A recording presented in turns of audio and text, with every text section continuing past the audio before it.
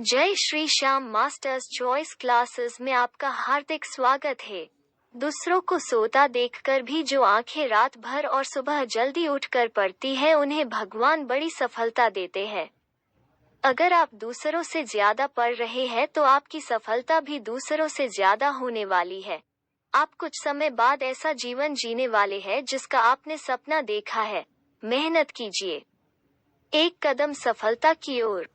आइए शुरू करते हैं पाठ 9 कहाँ से पानी और पाठ 10 जल ऊपर से नीचे की ओर।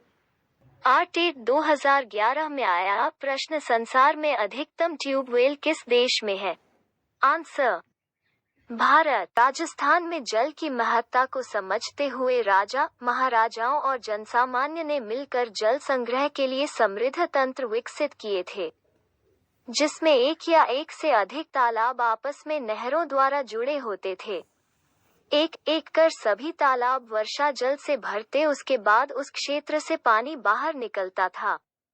इसी तरह घरों में भी वर्षा जल को संग्रहित किया जाता। आजकल झीलों, तालाबों का पानी फिल्टर करके पाइपलाइन से घरों तक पहुंचाया जाता है।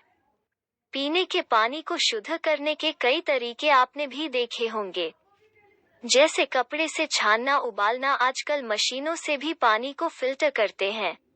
शुद्ध व स्वच्छ पानी पीने से अनेक बीमारियों से बचा जा सकता है। जल को शुद्धिकरण करने के तरीके: पहला, उबालना; दूसरा, रासायनिक पदार्थों से; तीसरा, आरओ मशीन से। कलात्मक जल स्रोत: लंबे समय से कुएं, बावड़ियां राजस्थान में पेयजल और सिंचाई के स्रोत रहे हैं। विशेषकर बावड़ी में पानी तक पहुंचने के लिए चारों तरफ आकर्षक सीढ़ियां बनाई जाती हैं। बावड़ियां जल स्रोत के साथ साथ लोगों की धार्मिक और सामाजिक जरूरत को पूरा करती हैं तथा प्राचीन कला को भी प्रदर्शित करती हैं। और ये रामदेवरा की परचा बावड़ी, जालोर की अखिनी बावड़ी, आभानेरी की चांद बावड़ी, ओसियों, भीनमाल, बूंदी, खेतड़ी, आमेर, नीमराना आदि जगहों की बावड़ियां बहुत पुरानी हैं। इनमें से कई रखाव के अभाव के कारण खराब हो रही हैं। हमें इनके संरक्षण के प्रति जागरूक रहना चाहिए। रामदेवरा में आने वाले तीर्थ यात्री परचा बावड़ी के पानी को पवित्र जल के रूप में मानते हैं और अपने साथ ले जाते हैं। झुंझुनू की मेडतनी बावड़ी प्राचीन, सुंदर और कलात्मक बावड़ी है। यह 150 फीट गहरी है। इसमें झरोखे व बरामदे भी बने हैं। हाड़ी रानी की बावड़ी, टोडाराय सिंह टोंग, लगभग 16वीं शताब्दी में बनी हाड़ी रानी जी की बावड़ी की बेजोड़ स्थापत्य कला देखते ही बनती है।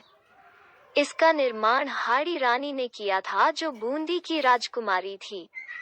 इनका विवाह सोलंकी शासक से हुआ था। हाड़ी रानी बावड़ी के एक ओर बने अनूठे विश्राम कक्ष अपने आकार, ऊंचाई और ठंडक के लिए जाने जाते हैं। आभानेरी दौसा की बावड़ी, देखिए बूंदी रानी जी की बावड़ी। बावड़ियों की तरह अनेक कुएं भी कलात्मक हैं। कुएं गोलाकार होते हैं। इनमें पक्की दीवारें बनी होती हैं। कुओं से पानी कई तरीकों से निकालते हैं। इसके पास बने चौकोर चबूतरे पर कलात्मक छतरियां, खेलियां, कूडी बनाई जाती। बड़े बांध समय के साथ बढ़ती जनसंख्या के लिए पानी की आवश्यकता की पूर्ति हेतु नदियों पर बड़े बांध बनाए जाने लगे हैं, जैसे बांसवाड़ा में मही नदी पर और कोटा में चंबल नदी पर बांध बनाए गए हैं। ये विद्युत उत्पादन के साथ सिंचाई और पेयजल के स्रोत के रूप में काम आते हैं। खेतों में पानी, अगर बरसात अच्छी हो जाए तो खेतों में फसल को पानी की कोई समस्या नहीं रहती, परंतु बरसात न हो, कम हो या आवश्यकतानुसार फसल को अलग से पानी देने की आवश्यकता होती है। इसे सिंचाई करना कहते हैं। आवश्यकतानुसार फसल को अलग से पानी देने की आवश्यकता होती है। इसे सिंचाई करना कहते हैं। खेत में नलकूप पर मोटर और पाइप से सिंचाई करते हैं। फव्वारे से होती है सिंचाई। हम जानते हैं कि भूमिगत जल जमीन में बहुत नीचे होता है और कुएं व बावड़ी भी गहरे होते हैं। पानी प्राप्त करने के लिए हमें कुछ उपकरणों की सहायता लेनी पड़ती है। जिससे हम पानी खेतों तक पहुंचा सके। कहीं कम, कहीं ज्यादा, हर फसल के लिए पानी की अलग अलग मात्रा की आवश्यकता होती है। यदि किसान को इसका ज्ञान है तो पानी का समुचित उपयोग किया जा सकता है। किसी फसल को ज्यादा पानी देना पड़ता है और किसी फसल को कम। इस प्रकार पानी का अपव्यय रोका जा सकता है। चावल, गन्ना, धान की फसल को अधिक पानी की आवश्यकता होती है, जबकि मटर, चना, प्याज, ककड़ी की फसल को कम पानी की आवश्यकता होती है। राजस्थानी शब्द में पूछा जाने वाला प्रश्न क्या है? रहट जानते हैं? रहट एक पहिए नुमा संरचना है जो उथले कुएं या बावड़ी पर लगी होती है। इसमें पानी के कई पात्र लगे होते हैं। जब ये कुएं में पानी के अंदर पहुंचते हैं तो पात्र पानी से भर जाते हैं। बाहर आकर पात्र जब पहिए पर घूमते हुए ऊपर से नीचे मुड़ते हैं तो पानी कुएं की मुंडेर पर गिरता रहता है। यहाँ से पानी नालियों में होकर खेत में जाता है। इसे चलाने के लिए बैल का इस्तेमाल किया जाता है।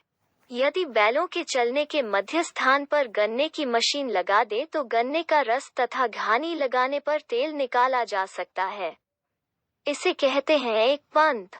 232 काज विद्युत मोटरों के उपयोग बढ़ने से बैलों का उपयोग कम हुआ है। वर्तमान में कुछ लोग बैलों द्वारा डायनमो चलाकर विद्युत उत्पादन पर छोटे छोटे प्रयोग करने लगे हैं।